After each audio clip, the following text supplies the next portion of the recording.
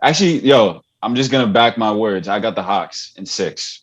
Even with Embiid Even playing? with the Even with healthy Embiid. Embiid. Wow. Sheesh. 6 or 7. Wow. 6 or 7. That's my Wow. All bold. That's right. my bold take. I'm starting it right off. Got cool that they don't like to see you winning. They wanna see you in a penitentiary. I need me a little baby who gon' listen.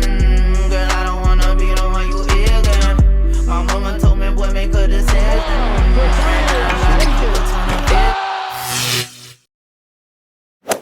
Welcome back, everybody, to another episode of the Clutch Talk podcast / YouTube / We Do It All.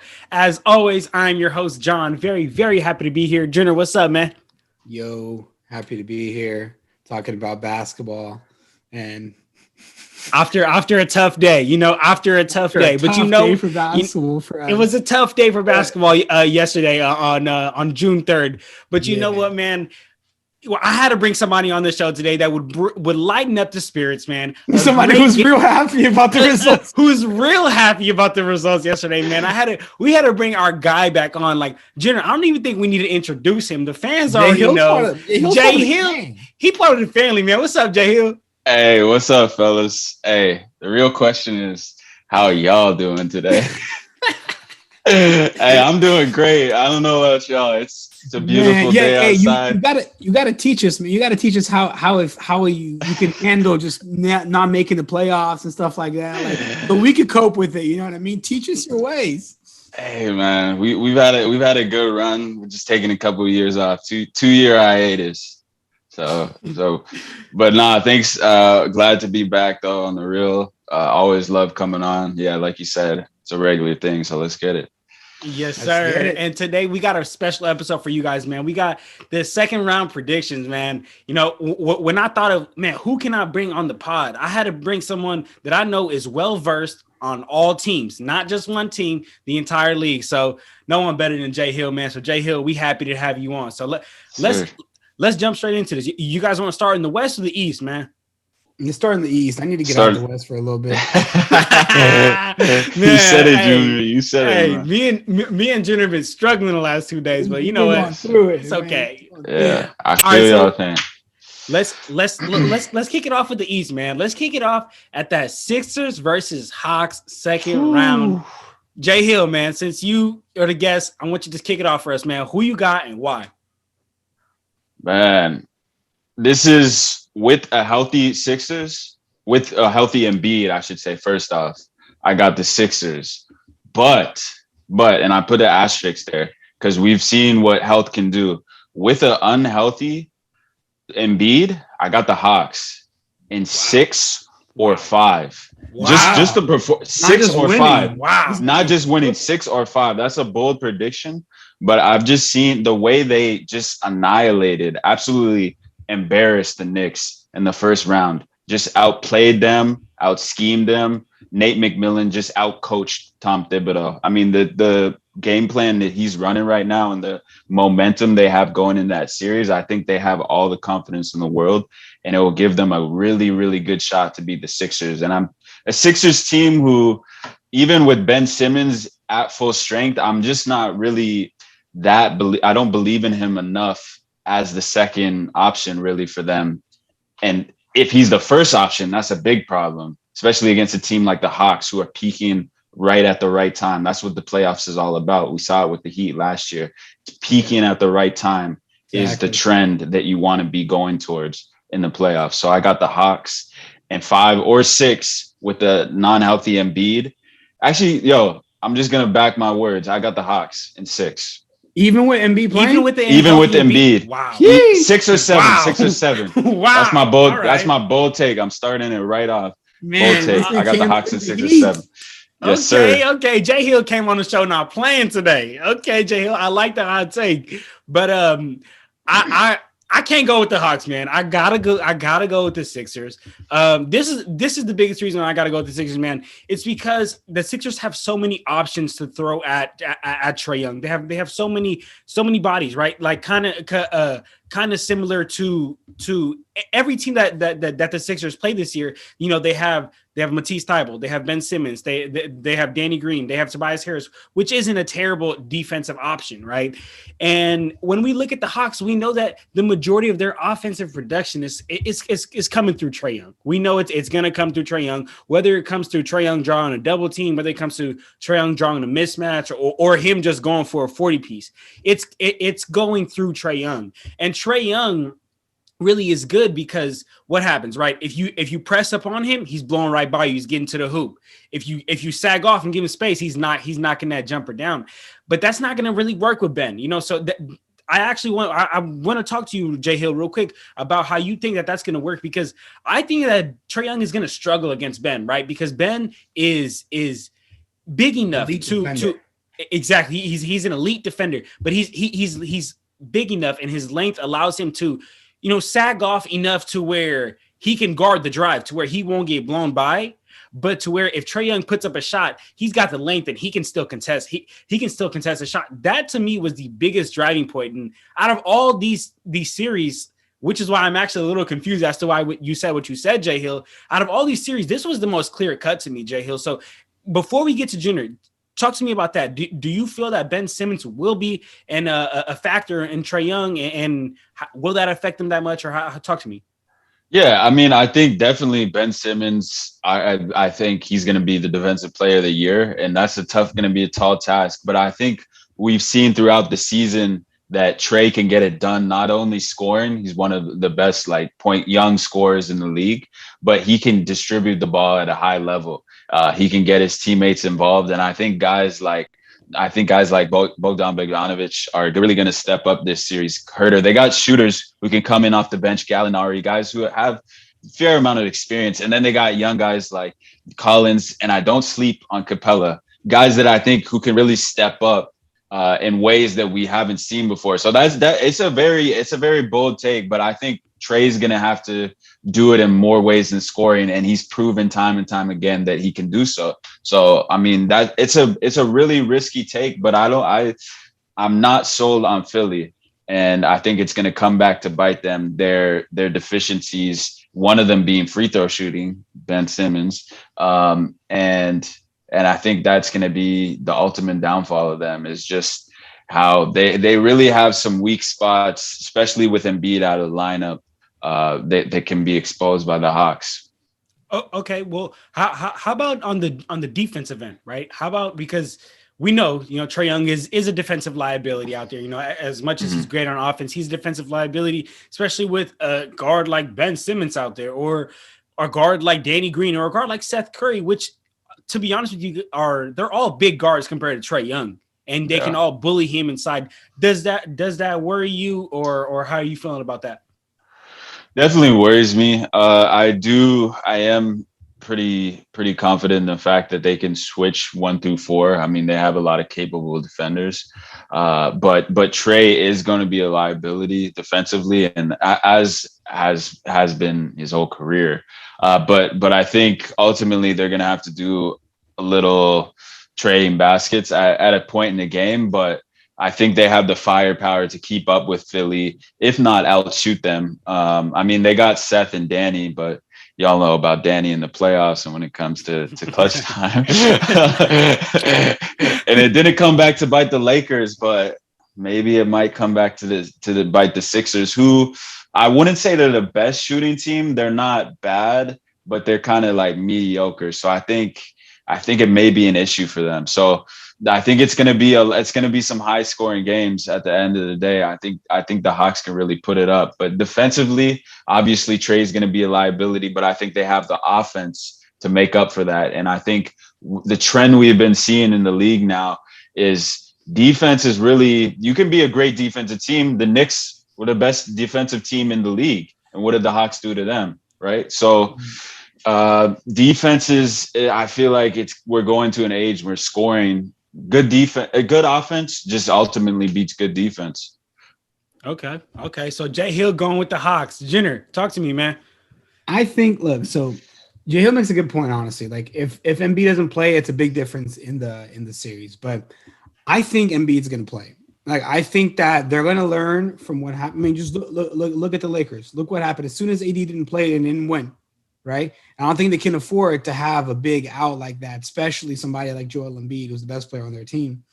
So I think he's going to find a way, and maybe he doesn't play game one, but I don't see him missing more than 2 games max. And because of that, I'm thinking that I'm going to go with the Sixers in 6. That's who I'm going with here. I think that it's just I think it's too big of an indication for Embiid to miss. But honestly, like JHILL was swaying me towards maybe picking the Hawks. I was thinking maybe, I picked way too fast. Maybe I should go with the Hawks. So honestly, I was actually, before this, I was going to say Sixers in 5, but like, nah, Sixers might do it in 6 or maybe even 7, because the Hawks definitely like earn a lot more of my respect. I initially had the Knicks beating them out, and I was way wrong about that, right?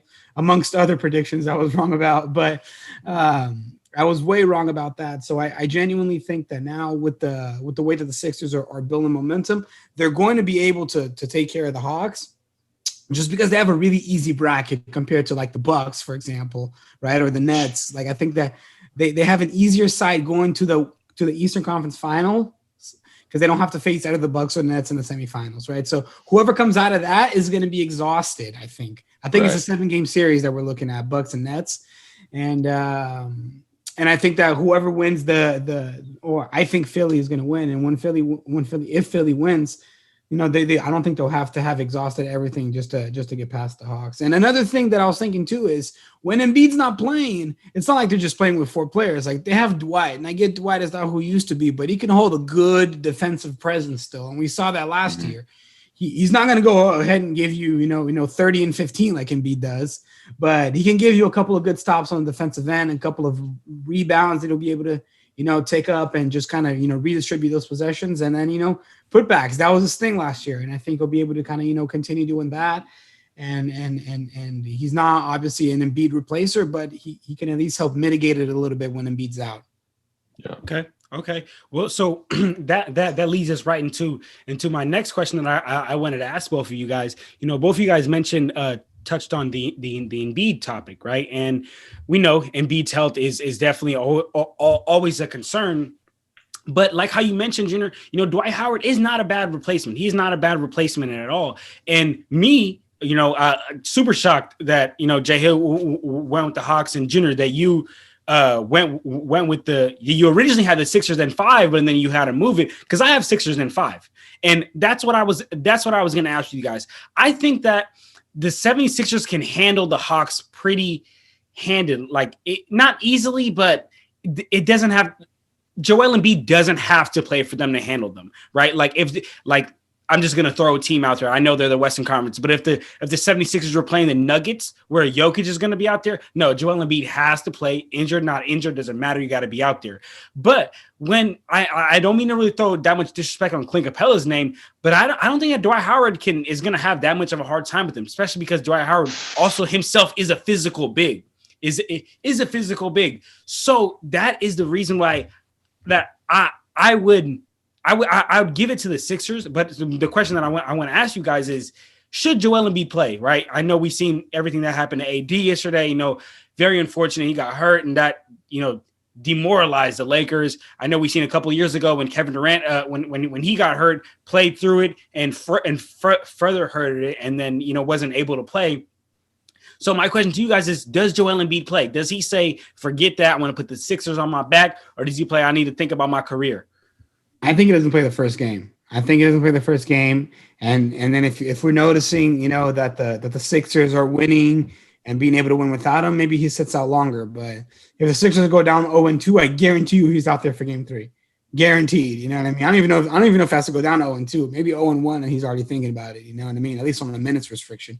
So that's kind of the deal. But that's what you get with Joel Embiid. Like, he's an injury prone player. It's kind of the same thing with Anthony Davis.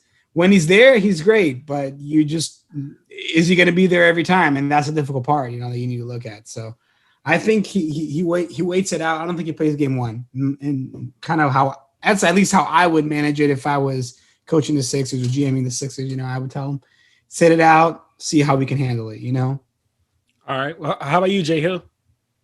I'm with Junior on that, but I mean, that's where that problem comes into effect is, guys like he's the face of the franchise. Let's be honest. It's not Ben Simmons. It's Joel Embiid.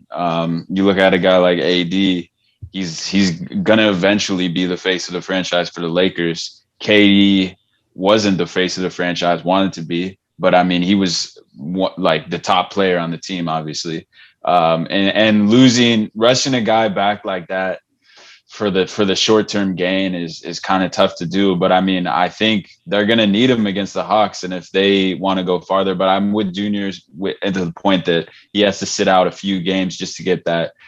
He has a meniscus tear, and it's not really something you can really mess around with because it can be. If you mess around with it, it can get worse. And with a big man, his knees, like that's a huge part of what he does. So, and he's a guy who's injury prone. So you don't want this to have a long-term effect on him. Right. Yeah. Okay. So, Okay. I just want to check the temperature with y'all, man. See what y'all was thinking. All right. So let's move on to the other series in the East. And man. Hey, man. Jeez. Hey, honestly, let's consult, y'all, because I'm writing my script and I'm like, I need to consult my guys. Like I need to consult because I'll be honest with y'all.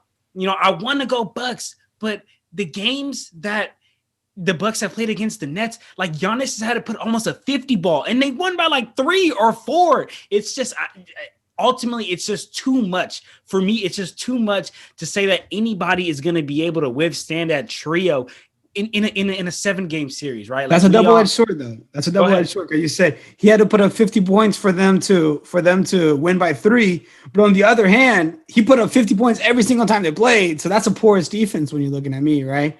When you're looking at that. So that's kind of how I'm thinking. You got to think about it both ways, you know? Okay. So to me, ultimately, like I was saying, it comes down to the Nets just having too much. And that's why I would have to go Nets in 6. But before, I seal that, right? I want to ask you guys this. What do you guys think about the Nets? And Junior mentioned it. The Nets, what are they going to do about Giannis? Like, who guards them? Do you put a wall? Like, what do you do? So talk to me before we even get into predictions. Yeah, man. Who tries to cover Giannis is a better question. And I think the answer is going to be Jeff Green to start on him. Really? Yeah, I think. Why would you put KD on him? They got the height at least. Because I don't think they want to wear. I don't think they want to wear him out defensively. And I think it's going to be one of those team efforts like we see with a lot of times where they throw different guys at him, like we saw last night with the Nuggets throwing different bodies at Dame. And I think that will have it'll have a kind of like a psychological effect to slow him down and see, if they throw a smaller guy on him or they throw, maybe they have Harden on him for a little bit or they have Joe Harris on him just to throw bodies at him, give him a different look.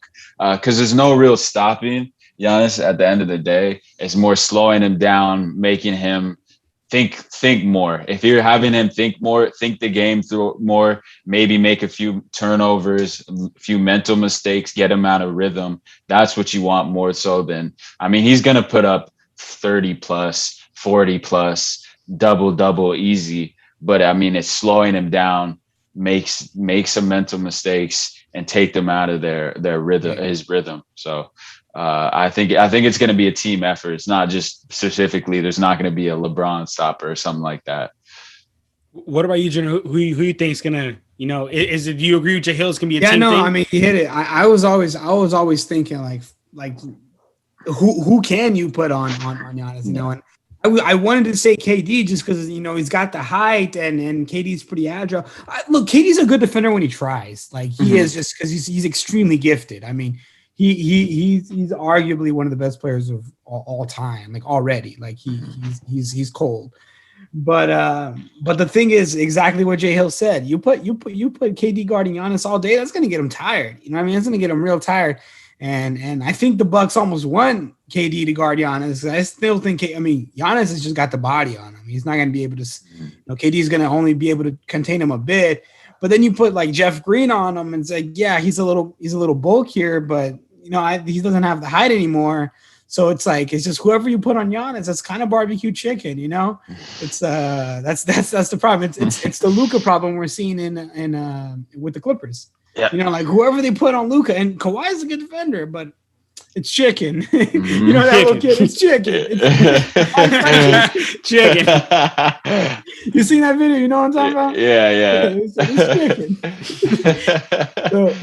So that's the problem, I mean, it's just gonna be that all over. And I think that I think they're only gonna have to try to contain him. And that's why, John, when you said earlier, like Giannis had to put up 50 points and they're winning by 3. But I'm thinking like, man, I'm looking at the other side. Giannis is dropping 50 points because there's nobody to hold him, and he's doing that every game they play. You know what I mean? And I think that's what's going to be the difficult part for the Nets, and that's why I said it when we did our playoff predictions. I got Bucks in 7. I think the Bucks. I think adding Drew Holiday was huge, and man, they took care of business, bro. Like Miami, I get it. We saw Miami. With the Lakers, we saw with the Celtics, so you can tell they all, they played deep into the season last year, and the Nuggets too. That's why I have hella respect for the Nuggets because they played deep, and they're the only team out of the last 4 who are still in the playoffs. But Miami, even though they were tired, like that's a squad, and they swept them, right? Like you really got to look at, Jason Tatum by himself was winning games. He damn near won 2 games. He almost won 2 games by himself off of the Nets. Like I think Giannis is gonna take care of this. Like I'm thinking Bucks in 7. Like I said that before, and I'm sticking with that one. Like the Bucks have impressed me because of what I said. Remember, they were the top dog in the East by themselves for so long, and they choked every year in the playoffs. They choked. Now they're like, man, we're not the top dogs anymore. Philly's potentially better. Brooklyn's potentially better. They might think their window's closing, and they're gonna act now, and that's why they moved to get Drew Holiday. And I think that they're gonna play with that chip on their shoulder and that desperation.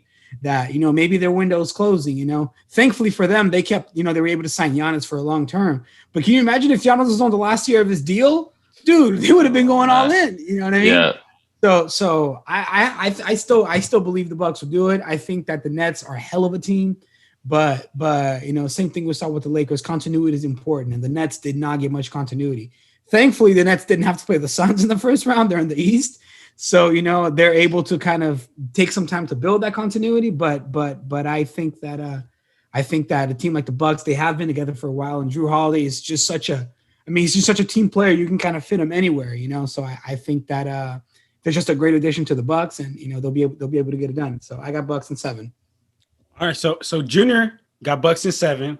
I got Nets in 6. JHILL, you the tiebreaker, JHILL. Tiebreaker, baby. Let's do it. Sir, I mean, I agree with a lot of what Junior was saying in terms of Giannis really has a lot of pressure taken off of him. I mean, 2 early round exits the past couple of seasons. The Bucks are definitely not favored to come out of the East. There's definitely 2 teams ahead of them, being the Sixers and the Nets. And I think Giannis really has gained that experience. I love the addition, like you said, of Drew Holiday. He's a great, great defender, and he's a playmaker that they really needed. PJ Tucker, I mean, he's a dog. But here's a huge loss that no one really mentioned. Dante DiVincenzo. My white boy. Starting point, yeah. I mean, he might got a little black in him, but I mean, Dante. He got a little black in him. Right, he definitely got a little black in him. But I mean, Dante DiVincenzo is a great defender. He can shoot it. They had Forbes, Bryn Forbes step up in the first round, as we saw against the Heat. But I think DiVincenzo is a huge loss for their backcourt, the backcourt mate for Drew Holiday. And I think that ultimately is going to come back to bite them, because I think he was a defender who could, he could guard Kyrie, he could guard James. But here's the thing, and I spoke earlier. The theme has been offensive power. And at the end of the day, I think in 7 games, I got the Nets, because it's just going to wear that firepower that we talked about. They got the fearsome trio. I don't even know if they got a nickname yet, but I mean, these dudes, the most talented trio ever. I'll give them that. Like, we never seen anything like this. And I think over a course of 7 games. They may even go down. They may even go down 3-2. They may even go down 2-1 just to feel it out. Like those first few punches are in the early round, few games. And I think just ultimately they're going to be able to overcome the Giannis and the Drew Holidays, their punch. You know, 3 is greater than 2 at the end of the day, and I think that's their punch right there is that Drew Holiday. And they got. I think Bucks are a deeper team, but I think the Nets first 3 and put in there Blake Griffin, who I don't even know where this Blake Griffin's coming from, who's playing he's playing some good ball right now. Jeff Green, I think, is huge for them as their 5. And his health's kind of he wasn't healthy there in the first round for a bit, but I think I got Nets in 7 there. But what about nobody mentioned Chris Middleton. Like that boy's cool too. Chris Middleton, yeah. Like he's cool too. Like I know he's not a big 3 like the Nets have, but like he was taking care of business against the Heat too. Like he's a solid player. We can't just overlook that either, you know. But what I'm thinking is, when does if this even happens? I don't think if this happens, it's probably wouldn't happen in this series. But like, can Spencer Dinwiddie come back? Like, because that would be nuts. Like, they already got a squad, and they got Spencer Dinwiddie come back, it's over. Yeah, bro, if he comes back, that'd be insane. I don't think they're gonna risk it though. I mean, that's late in the year. Contract here? He might be on a contract here. He might be on a contract here. Shoot, I know a team who could use his services. Who can use this? Warriors? Come on. Come to the bank. Come to the bank. Hey, what you gonna pay him in Bitcoin? That's not what he wanted. Yes, sir. That tech money and that Laker money. That Laker money. That's the Valley money. That's that Valley money. Yes, sir. So let me ask you guys a question, because as I was writing this script, I'm thinking in my head, if I'm the Bucks, right, defense, if I'm the Bucks' coach, what's the pecking order? Who do I? Of course, we know KD at the top. Do not let KD get anything. But put Giannis on him. Giannis is a great defender. Yes, yeah, right. But my question to you guys is the pecking order. What is it? This is mine. This is what I got. You do not let you. Of course, you try to let you try to shut everything KD has, take it all away, and then me personally, I would rather let Kyrie do his thing and let James do his thing. Of course, James Harden's one of the greatest scorers ever. Okay. Okay. No, but that's not the reason why I have it. Actually, the reason why I have James Harden over you stopping James Harden over Kyrie Irving is because James Harden gets others involved, right? So Kyrie Irving will have like a 47-point game and like 7 assists.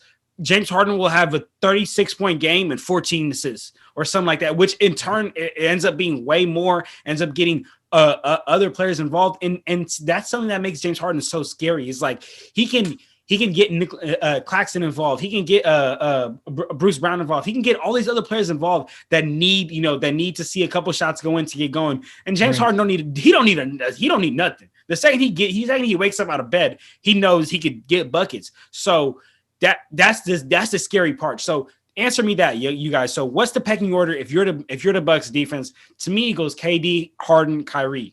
Agree with you. I agree with you. Yeah, nailed it right on the head. KD, obviously, we know who he is. I'm Kevin Durant. We know who he is. But and then one thing you said, James and then Kyrie. But yeah, the scary part about Harden is we've seen his downfall in the playoffs, but before he was playing, he was in a situation in Houston where he had to do it all, right?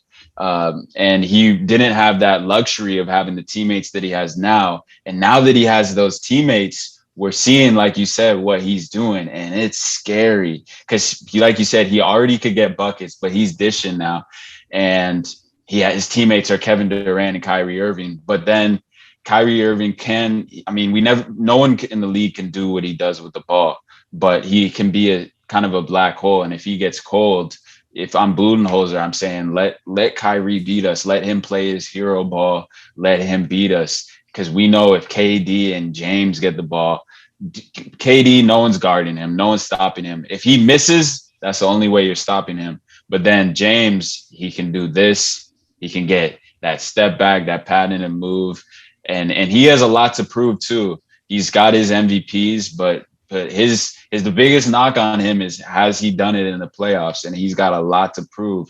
And a man with a lot to prove, that's scary to me. So that's the pecking order. You nailed it right on the head. Okay. You know, I thought of this analogy, you know, as I was thinking of, like, if you're like the Bucks defense, it's really like kind of playing like, you know, that game Whack-A-Mole. You know, you hit one and then another one comes up out of nowhere. That's kind of like playing the Nets. You know what I'm saying? You get Kyrie and then you kick it to James. You kick it to James, you got KD. So it's great. That's right. And right. you still got Blake Griffin cleaning up the post. Right. Yep. You got DeAndre Jordan, who's not who used to be, but he still gets some rebounds. You got Joe Harris, automatic 3-point shooter. Joe Harris. How did they let this team get assembled, bro? Like, that's what I'm saying. How did they let this team get assembled, bro? Like, man. Okay. So quick question before we jump over there to the Western Conference.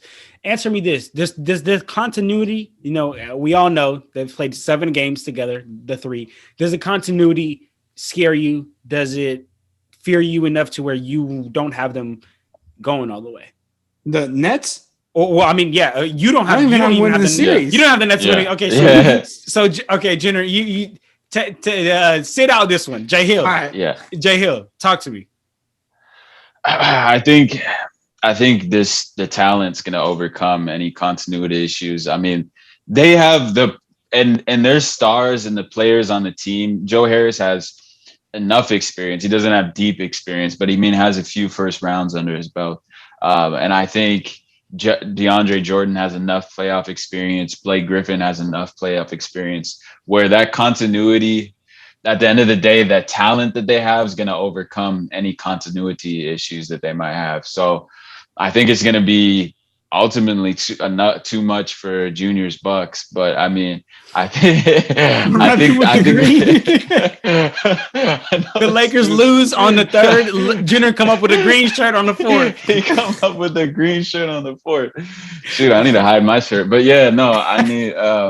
I think any continuity issues, John, that they have are going to be just overmatched by the talent they have. And I think, to his credit, Steve Nash has done a good job of keeping that cohesion and keeping as much as he could, keeping the unit together. When there was that whole Kyrie controversy earlier in the year, the Harden coming to the team, and he's kept the guys and found roles for a lot of the players. So I don't think it's going to be an issue. Yeah, I got to agree with you on that one. The only takeaway that I want to take from that is, while I agree that the talent is just too much and it's going to take them all the way to the finals. I think it's going to take them all the way to the finals. But, you know, as we know, like the teams that win the finals, like it's not a coincidence, right? Like, it's never a coincidence. Like, the teams that win the finals, they have been locked in since training camp. Right. They have been locked in. They've been doing everything they need to do every single day. It's not like you don't stumble onto a championship. You could stumble onto the playoffs. You can even stumble onto the second round, but like, you can't stumble onto a championship. So I think that the talent will take them all the way up to the finals. And then really, really, really, depending on who's there, it depends on who's there, man, because the other team who's there most likely has continuity, knows how to play together, has everything in there, because that's why they're at the finals. So I'm having a hard time, JHILL, saying that will give them a bump over the to the championship. I think you'll get them to the championship, but I don't know if it'll get them to win the championship. Hey, yeah, John, to speak on that, when you mentioned all those traits of a championship team, you had me thinking of one team in the West that was check. They were checking off all those boxes, and we'll get to that team who I'm thinking of and who I thought you were alluding to later. Yeah. Okay. All right. So let's go ahead and jump over there to the Western Conference. All right, y'all. Now we talking about the best coast. We're talking about the West Coast, man. Let's talk about this. Let's talk about this Denver Nuggets versus Phoenix Suns game, man. This is gonna be a real good matchup, y'all. So let me say something before I get into my reasons. I got Suns in 7. If if Jokic just kills, like is just serving out there. If Jokic is drawing double teams, hitting people, still, I got Suns in 7. Okay, so let's talk about the reason why I got the Suns in 7, y'all. So the Nuggets backcourt, right? I said this was going to be a problem prior to the Blazers series, right? They were able to handle it, but let's also really watch the game. CJ McCollum was not really CJ McCollum. He wasn't CJ McCollum that we know and he's famous for, right? CJ McCollum's more spent more time worrying about other people's business than working on his game. That's probably why. That Twitter warrior, man. I know he's always talking smack about somebody on Twitter. I'm like, bro, work on your game. Like Twitter you got a fingers. playoff game. Yeah. Don't be worrying about other people. But look, so like I was saying, right? I brought this up. You know, I said that I don't know if Austin Rivers and Campazzo is gonna be enough to handle Dame and CJ. I still don't think they were enough, but you know, we saw Austin Rivers. He had a couple good games. You know, Campazzo was there, but like realistically, guys, we can't bet on that. We can't bet on that continuing to happen, right? Like we know that, you know, all these recent finals teams, they've all had like a dominant shoot first guard, a scoring first guard, or a 2 guard, or something, you know. And Jokic is starting to change this game into, you know, you got to have this big man who can pass and do a little bit of everything to win. You know, Jokic is starting to change that, but as of right now, we're still in this. You win with a ball dominant guard like that helps you a lot. And Austin Rivers and Campazzo just isn't really going to be enough, especially for Devin Booker and CP3. Real quick, just a quick side note. I don't know how many times I've said on this podcast, the second that Devin Booker gets some playoff shine, he's going to go crazy. I've been saying this for so long. Devin Booker is the type of player who performs in the playoffs, and I am expecting a lot out of him. Another side note, I think he'll get like 1 or 2 50 balls in this series, but that's we'll talk about that later. But another reason, right? Junior, you brought this up earlier. Fatigue for the Denver Nuggets.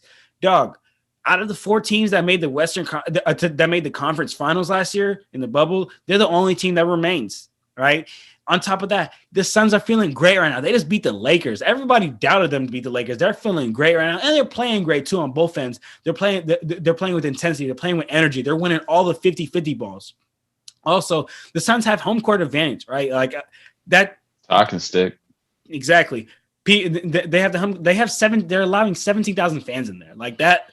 That's definitely got to make a change. You know, like we saw yesterday, you know, when Cam Johnson had hit that 3, the arena went crazy. And that right there, that helps a team, you know, build momentum, you know, to keep going.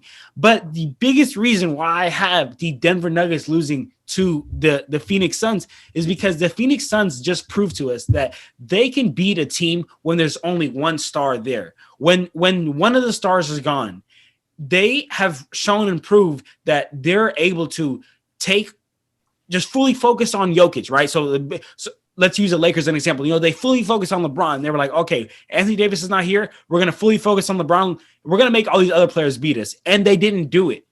And that's what I think the Suns are going to do to Jokic. And like, that's all. They only have Jokic. They only have Jokic. So they're just going to completely dial in on Jokic, which is not an easy task. I'm making it sound like it's easy. It's not an easy task. So they're going to completely dial in on Jokic and make other players beat them. Now, these other players, are they going to step up? MPJ is the biggest question mark. Junior, I know you're dying to talk. Talk to me. All right. Here's the problem with that. Okay. The Suns, when they play against one player, one star, they can take care of it. We saw it. But the problem is that after like this is what I was talking to JHILL earlier today. Like he was roasting the Lakers, I get it, but I wasn't even standing for no slander. But I was open to all the slander for everybody that wasn't AD or LeBron because everybody else played like trash. And I think that the Nuggets don't have that problem. So let me just read you some quick stats. Schroeder, 14 points per game, 31% from 3. 40% from the field. Kuzma, 6 points per game, 29% from the field, 17% from 3. KCP, 6 points per game, 21% from 3. Caruso, 6 points per game, 29% from 3. Matthews, 6 points a game. Morris, 2 points a game. McLemore, 2 points a game. Nobody else shot above 35% from three. Okay, so that was the problem. I don't think the Nuggets are going to have that problem because you got Michael Porter Jr. on that team. You got Rivers who give you more than 6 points a game, bro. Like that's embarrassing. And then you got Aaron Gordon too on that team, right? And it's a little different so far. DeAndre Ayton, he had to guard Andre Drummond, Marc Gasol, Montrezl Harrell. This ain't none of them, bro. This is Nikola Jokic. Nikola Jokic is going to give him that business. I'm going to ask this kid right here. Look, I can get this to load. It's chicken. It's chicken. Look, he looks like Nikola Jokic. It's a young Jokic. It's chicken. It's chicken. And that's I feel Jokic right now, what he's going to do to DeAndre Ayton. Because he can get you in so many ways. He can take you down low. He's coming up the court. You don't know if he's going to stop and pop. You don't know if he's going to drive. You don't know if he's going to dish it out because he could do it all. That's why I got the Nuggets winning this series. And I got them winning in 6 or 7. I can't pin it just on one. But I got the Nuggets winning this series. I see Jenner is walking the fence here. I'm not walking the fence. I got the Nuggets winning. You just said 6 or 7. Yes. 7. 7 because the Suns have the home court advantage. But we have another thing that we have to look at. I get CJ wasn't doing his thing. Dame was putting up 40, 50-point games, and the Nuggets were still winning. So Booker can go out there. He can put up his 40 points or whatever. The Nuggets already know how to deal with that. And that's the thing. They didn't have a CP3. They didn't have a Jay Crowder. Okay, I'm not going to rely on Jay Crowder having the great series that he had, but they didn't have a Jay Crowder. They didn't have a Cam Johnson. They didn't have a Cam Payne. Cameron Payne was just going off for like 20-point games and just. But you have to also remember, role players just love blowing up against the Lakers. Like it's just a thing. Like I want to see how he plays against the Nuggets, bro. Like every role player when you play the Lakers are like the greatest player ever. It's hilarious. So genuinely, man, like I still got to go with the Nuggets. I think that they're the better team, and even without Jamal Murray, I got them winning. Beating out the Suns, which is crazy, man. Imagine if they had Jamal Murray, they'd probably be walking through the West right now. Yeah, if they had Jamal Murray, they'd be walking through the West. So JHILL, break the tie for us again, my boy. Hey, both of you brought up some great points. Junior, you said that talked about the weapons, all the weapons that the Nuggets had. John, you talked about the home court advantage and just really what the Suns can do. Booker, all the weapons they have. But I think one thing neither of you really talked about was the Nuggets and their first round matchup and the Lakers and their first round. The Suns and their first round matchup was against the defending champions. The Los Angeles Lakers, who are, have a pedigree and a winning record, right? But you look at the Nuggets and their success came against the Blazers, who are not a good defensive team, and they had their way. Jokic had their way.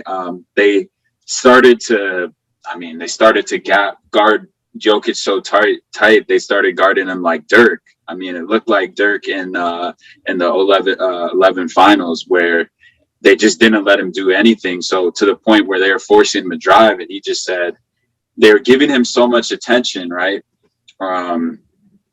That other players were able to just operate and get whatever they wanted. I saw Monte Morris. He just said, I mean, the lane's wide open. I'm just going to drive. And that's what he started doing.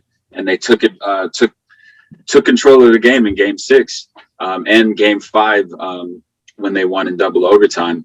But I think that the Suns are way better equipped to guard defensively the Nuggets and contain Jokic a little more. Like obviously he's on that level. He's on that superstar level where you're not really the same Giannis, where you're not gonna stop him, but you can slow him down to the point where I think that they're equipped with Jay Crowder, Cam Johnson, who we saw guard LeBron, and he's got that confidence now. Guys who I think can really slow him down. Obviously, Ayton. I was a huge doubter of him before the playoffs started, and his series against the Lakers. Granted, Drummond, we know what he does. Nothing. Not really. Yeah, nothing. I don't really actually. Do we know what he does? And Gasol, washed Gasol. Unfortunately, at this point, he's past his good years. And Trez undersized. So I think it's going to be a different matchup for Ayton. But man, I got Suns in 7. I think it's just ultimately too many weapons. Booker reminds me of, may he rest in peace, the Mamba, man. He's got that killer mentality. The way he came out in Game 6, man. Ooh, I would not want to be on the other side of the court of that dude. I mean, he just came out with that look. Yeah. You know, it reminded me, it was weird. It reminded me so much of Kobe, where we've seen him just take over games. Yeah. And he's getting to that level, right? I would even consider, after that first series, I just said, man, this dude's a superstar. Yeah, for sure. And I think him, a motivated Chris Paul, where his health is questionable, but I think it's just going to be too much at the end of the day, especially the confidence, like John said, that those role players gained in that first series, especially with the home crowd at Talking Stick. Man, I just it's going to be too much for the Nuggets. Unfortunately, without Jamal Murray, with him, different story, but he's not here, so you play who's in front of you, right? So I got the Suns at 7. So, JHILL, you mentioned that. I mean, of course, we know that it would be different, but how much different? What would you have the Nuggets in if Murray was here? With Murray there, I still got the Suns. Honestly, I still got the Suns. Wow. I still got the Suns in 7. I think that home court advantage, like I said, a motivated Chris Paul. I mean, I think Jamal Murray's he's a borderline all-star when he's healthy, right? But I think even so, I don't think he's proved enough to where I'd say for sure I got the Suns past the Suns. And right now, the way that the Suns are playing, and just what I've seen from Murray, I mean, he was peaking, he was playing great before he got injured, but I'd still have the Suns in 7, just based off strictly what I've seen this year from them, and especially right now. And I can't say the same seeing with what Murray has done, although they were in a great position. Obviously, I think they were the 1 or 2 seed when he got injured. Unfortunately, against the Warriors, I hate to see it. But I still take the Suns. But I mean, Murray, like you said, he changes the game. But to the credit, I think Michael Porter Jr. has really taken advantage of being the second option. And I ultimately don't see him giving that up, even when Murray comes back. So, yeah, I think he's just taking that. Is he out of there? Is he not going to stay there then? Stay Murray? Yeah, no. Michael Porter Jr. Like he comes back, he's going to be the third option again. So does he maybe think he needs to be somewhere else? I honestly don't think he's going to be. I think Murray's going to be more of a facilitator. Like, he's going to score, but I think he's going to be looking. They're going to be running more plays for MPJ than Murray when he comes back, because ultimately he's giving me those like KD vibes, man. He's about 6'10", 6'11", but he's that size, but he's not like Cat and he's not like Jokic. Those guys move like big men, but Michael Porter Jr. moves like a wing, like he moves like a guard. Like, it's scary what he's doing out there. So I think he's on the rise to a superstar level. For me, talking, John is the head of the Michael Porter Jr. fan. Yeah, John, I'm with you. Yeah, I'm with you. I don't see him giving up that second spot. I don't see him giving up that second role. And I I could see if Murray was healthy, we may have seen him on the move for a guy like Bradley Beal. Maybe. But I think they would give up Murray before they gave up Michael Porter Jr. That's just how I see it. Yeah. I'm right there with you, JHILL. Honestly, to me, on that Nuggets team, the most important players are Jokic and Michael Porter Jr. Because Michael Porter Jr. His potential is just is through the roof. And don't get me wrong, Murray's potential is through the roof. But like how you said, it's his body. It's the fact that he's 6'10", but plays like he's 6'4", jumps like he's 6'4", runs like he's 6'4". Like it's that KD in him. You hit it on the nail, man. And I think that right there is, I think MPJ is the difference maker in this series. You know, although I do have the Suns winning, I think that if MPJ plays to the level that we know he can play at, like in this first round series against the Blazers, man, he was popping, man. 19 points per game, shot 56% from the field and 41% from three. So if he plays to that level, the Nuggets really, really do have a greater chance. But man, JHILL, I gotta agree with you, man. MPJ, he's got to be the second option, and I think you either have the egos all coincide and you work together and you put Murray at that third star, or you got to start shipping people, man, because I think that team needs to be run through MPJ and Jokic. But you know what I'm thinking though, like that's exactly why I have the Nuggets winning the series, because for the Suns, when they played the Lakers, there was nobody really who could guard Devin Booker. I mean, he's way too quick for LeBron to be guarding him, and it would just tire LeBron out way too much, right? But like you said, MPJ is 6'10", but moves like he's 6'4". He can keep up with Devin Booker. So you guys say, you know, that Booker is breaking into that superstar role, and I agree, but you know, like now he's gonna have somebody who could really, you know, kind of contain him a little more in Michael Porter Jr., you know, and here's another thing. Look, I really don't want to, you know, I know JHILL's gonna give me crap for this, so it's good. I'll accept it. But like I'm not making excuses, any of that stuff. I think the Suns play hard. You know, like JHILL said, you play who's in front of you, and the Lakers were injured and they played and they took advantage of it. I can't take anything away from them.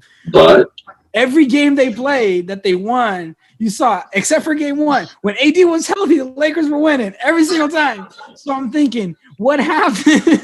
What happens when you're playing a team that's not all hard? And that's my fear with picking the Suns over the Nuggets. That's my only fear, you know.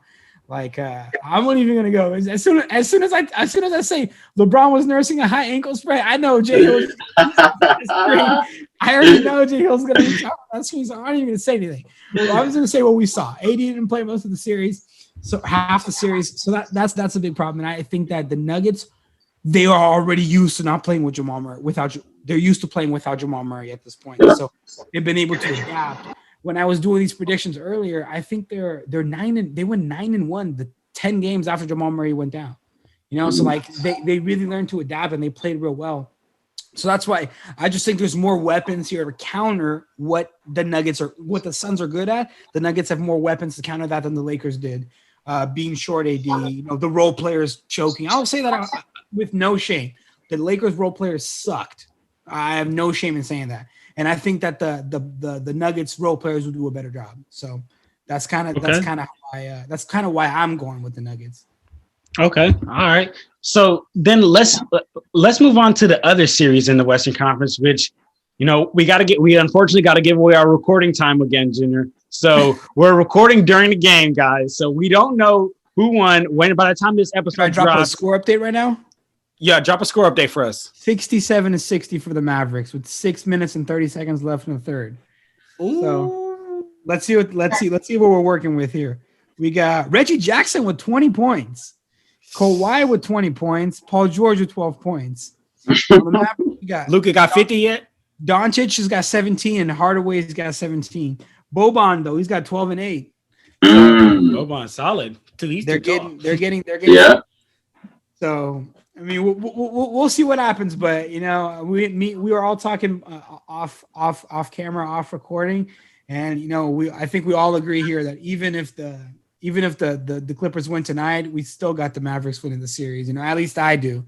I don't know about you guys, or everyone out there, but yeah, I think we're probably looking at Utah versus Dallas right now.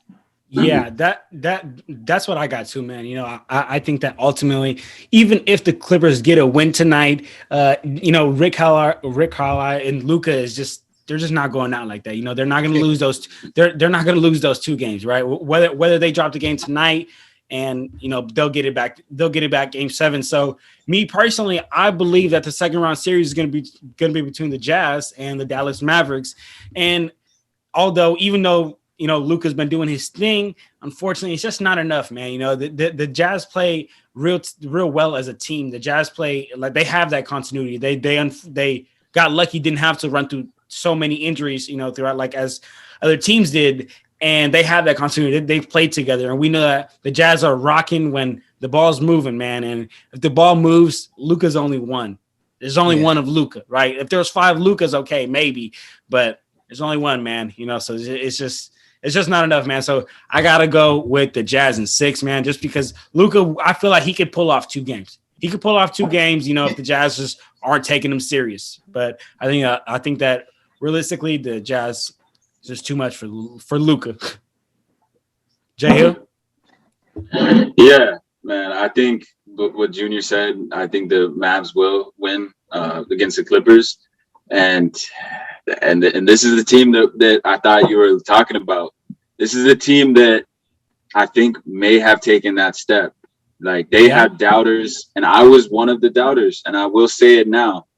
But I think the Utah Jazz may be looking like the title favorites right now. Wow. Over all the big dogs in the East too? Yeah. But granted, I think I'll just say this right now. I think they will make the finals right now. That's my pick to make the finals. If they win, whether or not, we can get into that in a later episode. But I think that the Jazz, just the way that Donovan Mitchell really came back, and I think that's what we're going to be saying. I got Jazz in 6, but I think that's going to be the Suns. We're going to see that Booker and that Mitchell matchup, and I think that's going to be a great matchup. But I think the Jazz, that continuity, like you were saying too earlier, Rudy Gobert stepping up, the role players, Jordan Clarkson, Mike Conley, we're seeing something from him that we haven't seen before. Obviously, granted, we saw it a little bit in flashes with Memphis, but we're seeing it now with a chance, with a team that has a real shot at winning a title or being in that finals at least. So that's my team right now. That's my dark horse, the Jazz. Your dark horse number 1 seed in the West. But I mean, but I get you. But they have their doubters, like I was saying. Like myself, there's. Like ultimately, a lot of people healthy had the Lakers winning the title. Let's be real. So, the Jazz are the dark horse. They're a really doubted number 1 seed. Yeah, no, I agree with you. I agree. I was even gonna say when you were talking, like with the Lakers and the Clippers out of the way, I think the winner out of this NBA finals is gonna come out of the East.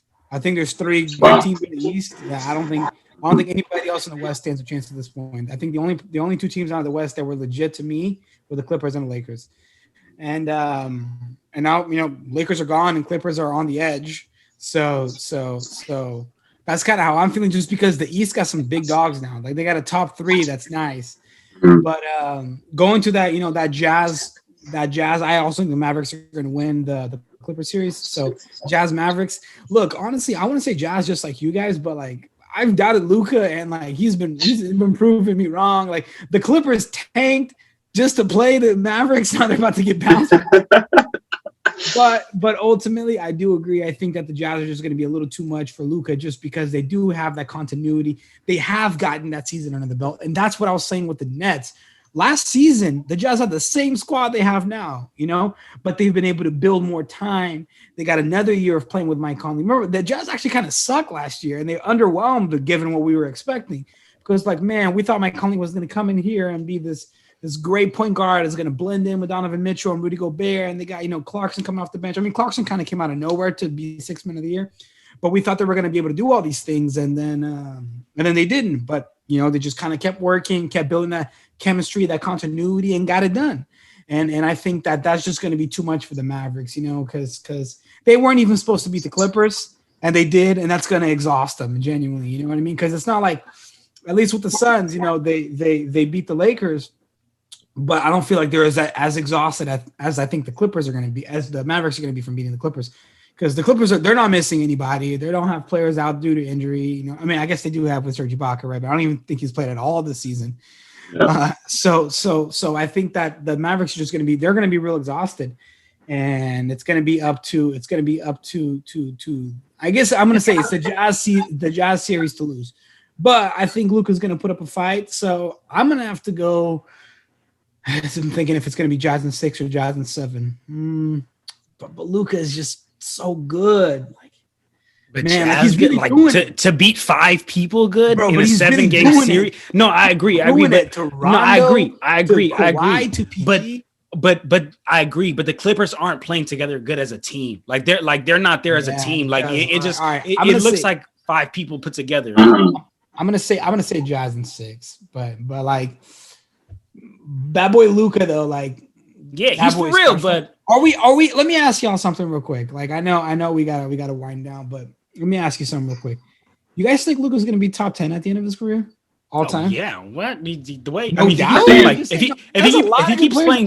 he keeps playing this way, no doubt. Come on. What about you? At this rate, it's hard to say no.